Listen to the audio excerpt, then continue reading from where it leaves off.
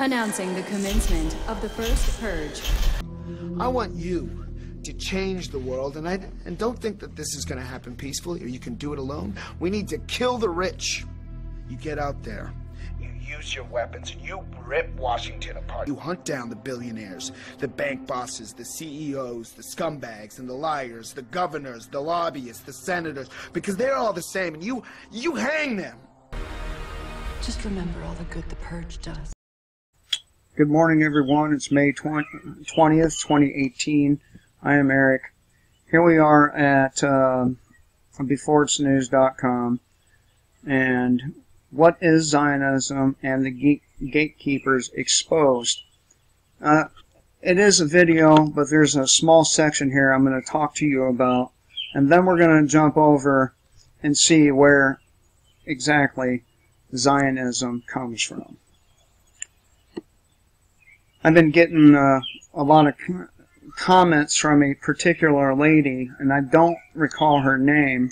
She is a staunch supporter of Israel and the Jews as a whole, and she has been defending Jews in my comment section, where I do recognize not all Jews are evil Zionists. It is worth noting that they have a very, very strong continuity of ideology. So Zionism is one of those subjects which many alternative media communities choose to ignore since it is a controversial topic. It's okay, son. You don't need to turn it down anymore. Claiming a group or person is a Zionist can lead to accusations of anti-Semitism. Zionism defined. It is the national movement of the Jewish people that supports the re-establishment of a Jewish homeland in the territory defined as the historic land of Israel. Zionism was founded by Theodore Herzl. In the video below, SGT report showcases Adam Green as he reveals the identities of the puppet masters who really pull the strings in Washington, D.C. and in many governments around the world.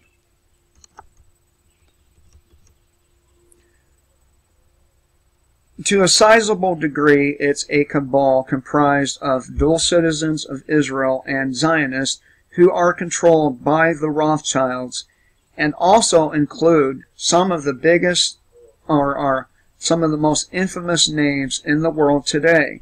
This elite group will never be reported by or exposed by the most powerful talking heads in the alt media, such as Alex Jones, SGT report, ironically enough, Paul Watson, you know, these people. Now, when you research who was really behind 9/11, some of the very same names in the Zionist cabal community are mentioned over and over and over again. Now, again, you will never hear SGT report talk about the connection between the Zionists and the bankers and the Rothschilds and Donald Trump. Now, Albert Pike,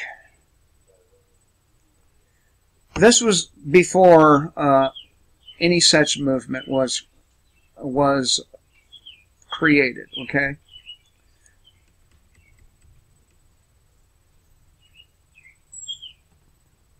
Albert Pike received a vision, so he says, which he described in a letter that he wrote to Mazzini.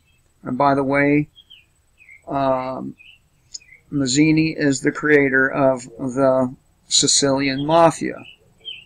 Dated August 15, 1871.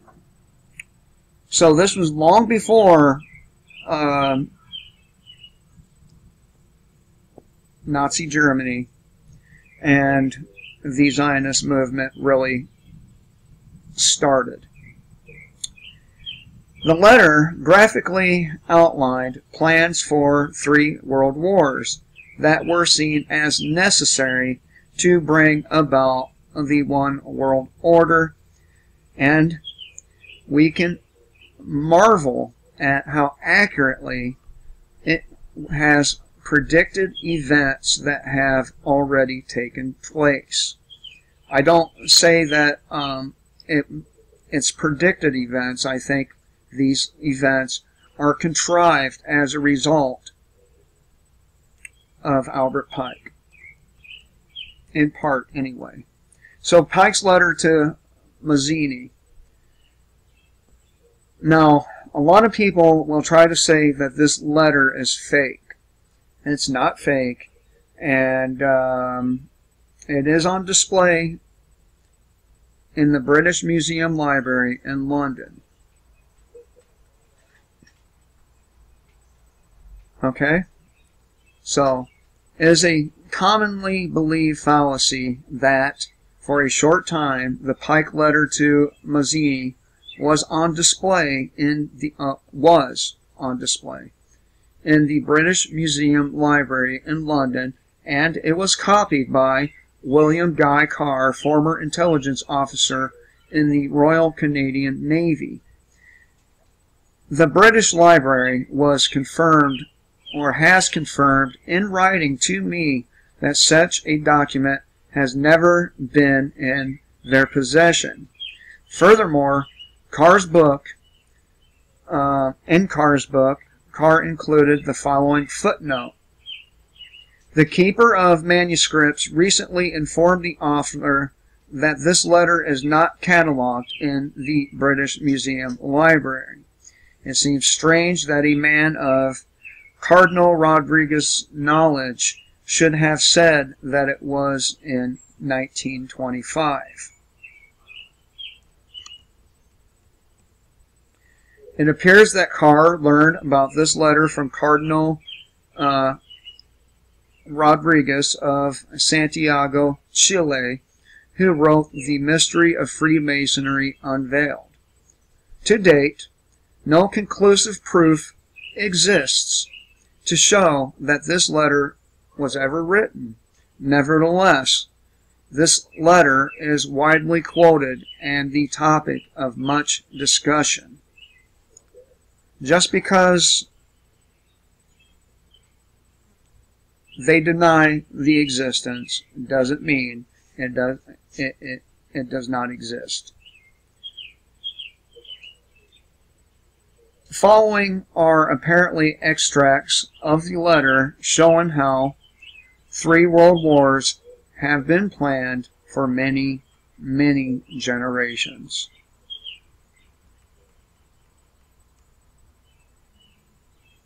I'm getting to the Zionism part. This is for the sake of background. The First World War must be brought about in order to permit the Illuminati to overthrow the power of the czars in Russia, which that happened, and of making that country a fortress of atheistic communism. The divergence caused by the agenter or agents of the Illuminati between the British and Germanic empires will be used to foment this war. At the end of the war, communism will be built and used in order to destroy the other governments and in order to weaken the religions. Second World War. This is where political Zionism, of course, comes into play. See, this idea of political Zionism is very old, and I would venture to say very intentional. The Second World War must be fomented by taking advantage of the differences between the fascists and the political Zionists. This war must be brought about so that Nazism is destroyed and that the political Zionism or be strong enough to institute a sovereign state of Israel and Palestine. During the Second World War, international communism must become strong enough in order to balance Christendom, which would be then restrained and held in check until the time when we would need it for the final social cataclysm. And, of course, communism was made strong enough. And, of course, Zionism was also made strong enough. And we see the results. The Third World War.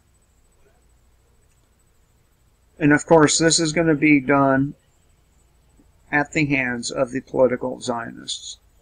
Third World War must be fomented by taking advantage of the differences caused by the agent of the Illuminati between the political Zionists and the leaders of the Islamic world. The war must be conducted in such a way that Islam and political Zionists mutually destroy each other. Meanwhile, the other nations, once more divided on this issue, will be constrained to fight to the point of complete physical, moral, spiritual, and economical exhaustion. And we are seeing that currently taking place. We may not be using nukes yet, but World War III or IV, however you want to look at it, has been going on since the end of World War II.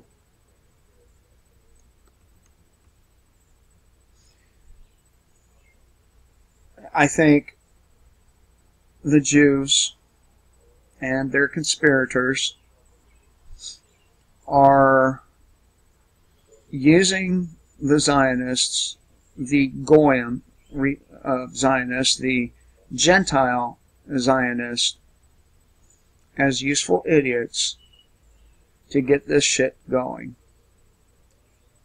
To get it going hotter or more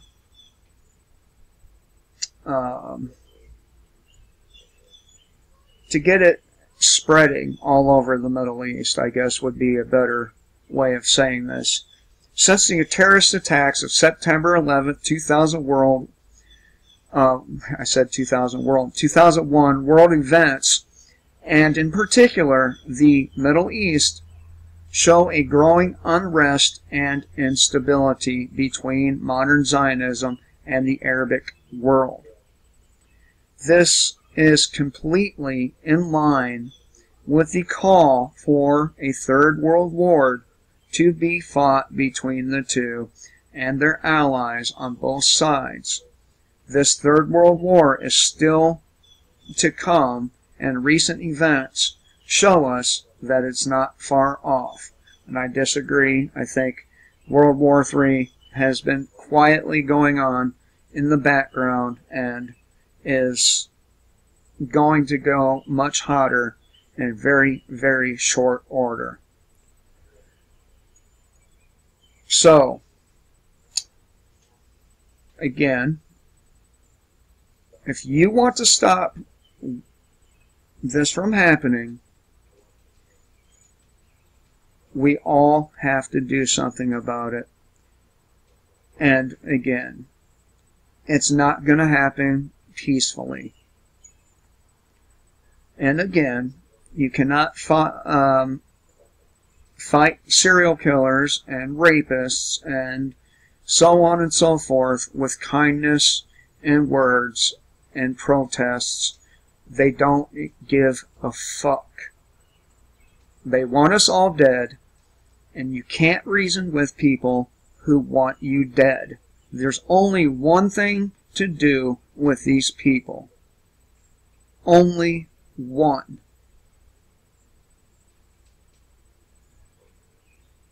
So, I hope you all have a good day. And remember, kill the state before the state kills you.